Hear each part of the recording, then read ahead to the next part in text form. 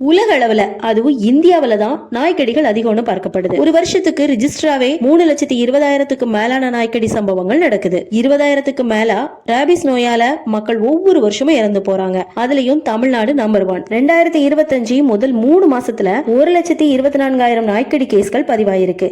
இதுல 19 பேர் இறந்து போயிருக்காங்க. சொல்ல போனா இதுல அதிகமா பாதிக்கப்பட்டது குழந்தைங்க, அடுத்ததா வயசானவங்க, இவங்களை அடுத்து மாற்றுத்திறனாளிகள். ராபிஸ் நோயையும் தாண்டி வாழ்நாள் முழுக்க தான் உடம்புல இருக்கக்கூடிய பிரச்சனைகளை கடிப்பட்டவங்க சந்திக்கிறாங்க. நாய்கிட்ட இருந்து தப்பிக்க வேற வழியில ஓடி போய் எதுலயாவது மோதி அதனாலையும் பெரிய அளவுல பாதிப்புகளை சந்திச்சிட்டு இருக்காங்க.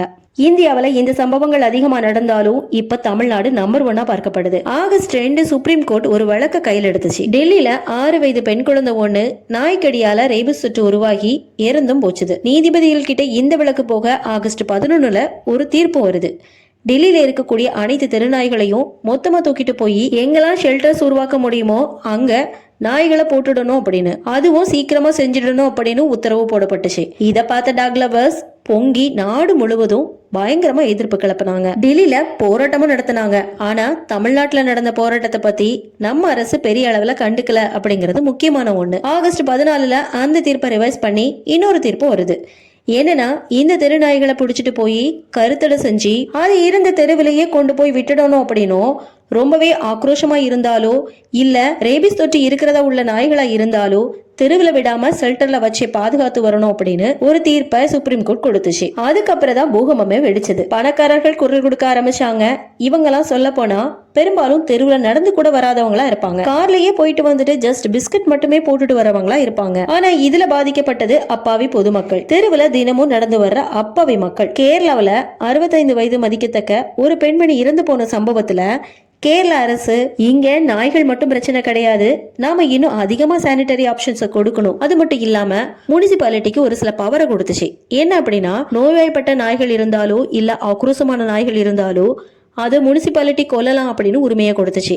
இந்த உரிமைக்கு எதிராகவும் கோர்ட்டுக்கு போனாங்க அனிமல் லவர்ஸ். இதனால இப்படி கொல்லக்கூடாது அப்படின்னு நீதிமன்றம் தடையும் போட்டுச்சு. மறுபடியும் சும்மா இருந்தாங்களா? இப்படி கொண்டு போன நாய்கள் செத்து போகுது, திரும்பி வரவே இல்ல, முனிசிபாலிட்டியில இருந்து கொல்றாங்க அப்படின்னு முனிசிபாலிட்டி மேலேயே கேஸ் கொடுத்தாங்க. சட்டத்தை எப்படிலாம் பயன்படுத்த முடியுமோ அப்படிலாம் பயன்படுத்தி டாக்ஸ காப்பாத்த போறோன்னு சொல்லி மனுஷங்களுக்கு எல்லா விதத்திலயுமே தொந்தரவு கொடுக்க ஆரம்பிச்சிட்டாங்க. அது மட்டும் இல்ல, ஒரு கும்பல் வெளிநாட்டு நாய்களை உள்ள கொண்டு வர்றதுக்காக நம்ம நாட்டு நாய்களை அழிக்க ஒரு நடத்தக்கூடிய சதி திட்டம் அப்படின்னு குற்றச்சாட்டும் வச்சு. இந்தியாவில இந்த சம்பவங்கள் அதிகமா நடந்தாலும் இப்ப தமிழ்நாடு நம்பர் 1 பார்க்கப்படுது. 1980களுக்கு முன்னாடி வரைக்கும் நாய்கள், பன்றிகள், மாடுகள் எது ரோட்ல தெரிஞ்சிட்டு இருந்தாலோ அதுக்கு உரிமை இல்லாம இருந்தாலோ கார்பரேஷன் எடுத்துட்டு போயிருவாங்க.